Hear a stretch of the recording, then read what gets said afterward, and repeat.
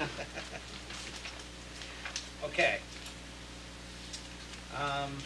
Next, we have a new proposed policy revision, and it's related to participation in extracurricular activities and interscholastic athletics, correct? Correct. Now, this is a first reading. Do we have to read all? Because That is what we read all have 5 done pages, in right? the Yeah, past okay. on, We can split it up. I can read it. I look forward to reading it. Okay. Yes, I like to read aloud. So this is actually an issue that we've discussed before, some in executive session because related to specific disciplinary issues. And Mr. Bowers has taken this back to the policy subcommittee and has several changes recommended in our policy covering extracurricular activities and interscholastic athletics. This will be a first reading tonight. We will discuss it. So what I'll do is I'll just read through the whole thing, then anybody who has any suggestions, recommendations, ideas, we'll discuss, and hopefully we'll get to a point where Ms. Bowers can go back with Mr. Kushakji at the policy subcommittee, come up with the final for next reading. So I'll read through this now. It's policy JHAER, rules for participating in extracurricular activities. 1. All students who participate in extracurricular activities will be in attendance at school on the day of participation in any activity. For weekend or holiday activities, this includes the school day prior to the activity. A student who is absent, tardy, unexcused, dismissed, or suspended, either internally or externally, on the day of an activity will not be allowed to participate in the activity.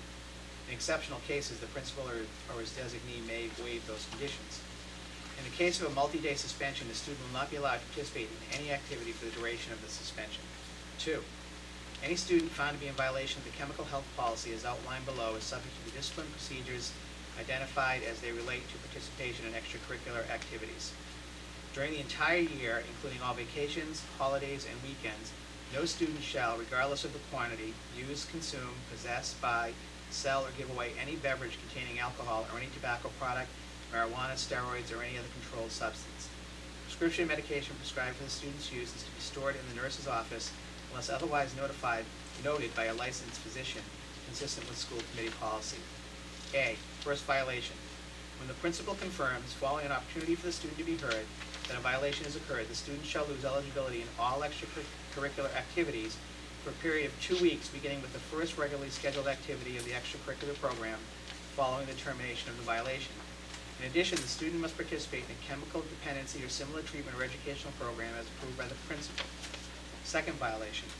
When the principal confirms, following an opportunity for the student to be heard, that a violation has occurred, the student shall lose eligibility in all extracurricular activities for a period of 4 weeks, beginning with the first regularly scheduled activity of the extracurricular program following the termination of the violation. In addition, the student must participate in chemical dependency or similar treatment or educational program as approved by the principal.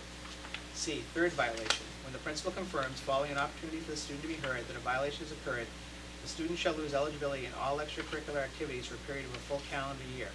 In addition, the student must participate in a chemical dependency or similar treatment or educational program as approved by the principal. D. In addition, for any violation of the chemical health policy involving the operation of a motor vehicle pulled over by the police or involved in an accident, the student shall lose eligibility in all extracurricular activities for a period of a full calendar year. Rules for participating in interscholastic athletics. Following intends to exceed the provisions of Chemical Health Rule 62 as delineated by the Massachusetts Interscholastic Athletic Association, MIAA. During the entire year, including all vacations, holidays, and weekends, no student shall, regardless of the quantity, use, consume, possess, buy, sell, or give away any beverage containing alcohol or any tobacco product, marijuana, steroids, or any other controlled substance. Prescription medication prescribed for the student's use is to be stored in the nurse's office unless otherwise noted by a licensed physician consistent with the school committee policy. This policy includes products such as NA or near beer. This standard is intended to render guilt by association, e.g., student athletes might be present at a party where only a few violate the standard. It is incumbent on the student athlete to leave the situation. If the student in violation of this rule is unable to participate in interscholastic sports due to injury, academics, or otherwise, the penalty will not take effect until the student is able to participate again. Penalties. First violation, when the principal confirms, following an opportunity for the student to be heard, that a violation occurred, the student shall lose eligibility for the next consecutive interscholastic contest, totaling 25% of all interscholastic contests in that sport. For the student, these penalties will be determined by the season the violation occurs. The student shall be allowed to remain at practice for the purpose of rehabilitation, but not allowed to play in scrimmages or league games during the penalty period. The student must participate in a chemical dependency or similar treatment or educational program as approved by the principal. All decimal parts of an event will be truncated, i.e. all fractional parts of an event will be dropped when calculating the 25% of the season as follows. Number of events per season and number of events penalty. 1 to 7 events, penalty of 1 event. 8 to 11 events, penalty of 2 events. 12 to 15 events, penalty of 3 events. 16 to 19, penalty of 4 events.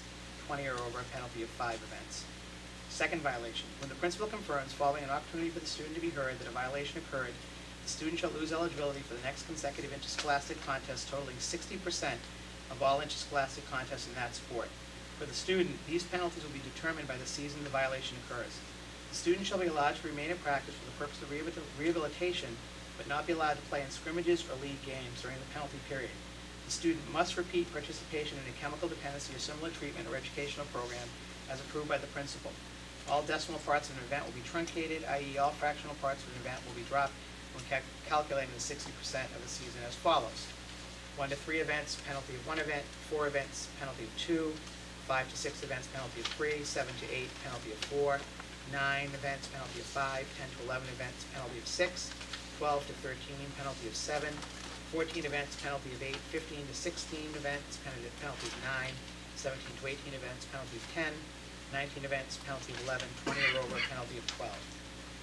Subsequent violations. The student will be ineligible to play any interscholastic athletics for a period of 1 calendar year. Violations involving operation of a motor vehicle. In addition, for any violation of the chemical health policy involving the operation of a motor vehicle pulled over by the police or involved in an accident, the student shall lose eligibility in all interscholastic athletics for a period of a full calendar year. Other provisions. Penalties shall be cumulative each academic year.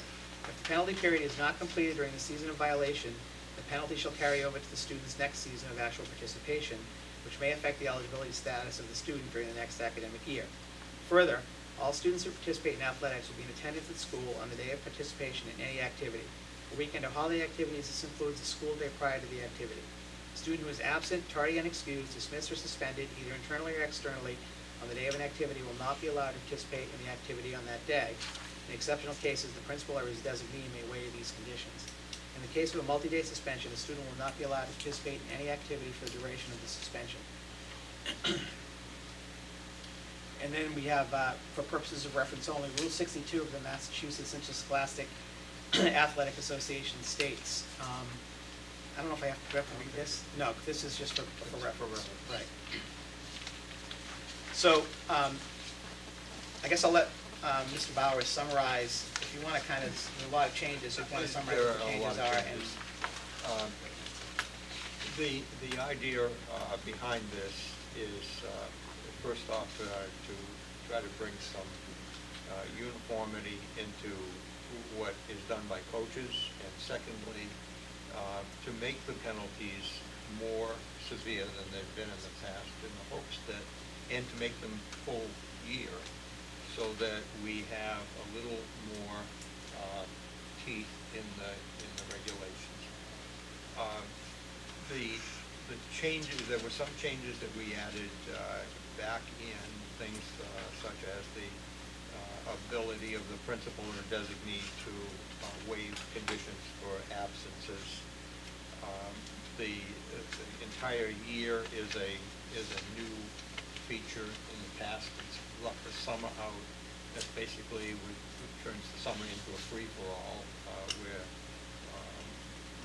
we have a difficulty. We had some difficulty last year with events that occurred during the summer that should have been accounted for, but were not because they occurred outside of the time that we had involved. The addition of another addition is participation in a chemical dependency program with the first violation. In the past, we've had it in the second, but not in the first.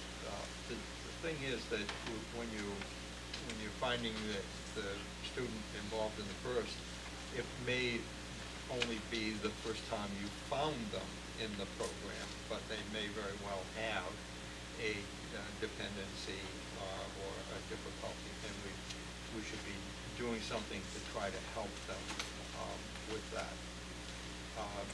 The third violation, again, turns into a full calendar year, and that is intended to be very severe. Third strike and you're out, and that's basically what that's aimed at. The addition of a full year period for losing eligibility involving chemical dependency and the use of an automobile, driving an automobile. The people who are involved as victims in cases where an operator of a motor vehicle is under the influence pay sometimes with their life. It seems reasonable to make the penalty very severe for the operation of a motor vehicle. The intent, again, is to try to catch the attention of these young folks. With regard to the interscholastic athletics, again, we're working around Chemical Health Rule 62, which we have to do in order to stay in the league. But again, as with extracurricular activities, we're going to the full year. We're bringing in the idea of guilt by association. If you're at a party and you find that others are violating the chemical health policy, and you're there, you should be getting up and leaving. That's a tougher standard to meet, but it's one that we should be teaching.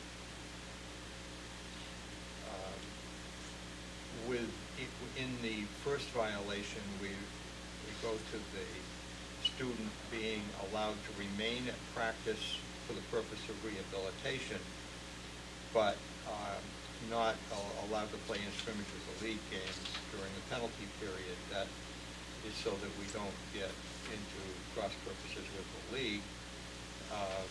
But we've had differences between various coaches in that regard, and this would bring all of the coaches into alignment for suspensions. Certainly it doesn't affect what a coach can do for other purposes, but it would affect for that. The number of events in the penalty stays the same as it has been in the past. Much of the rest of this is the same as it's been in the past. But the requirement that there's participation in chemical dependency, again, on the first offense and on the second offense, and then on the subsequent violations after two, it's a period of a year for penalty. Violation involving a motor vehicle, again, full calendar year.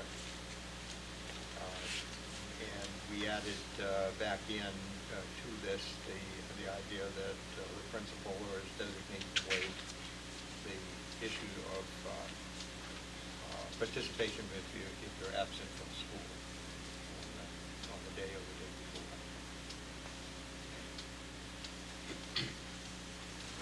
Jerry, you want to start?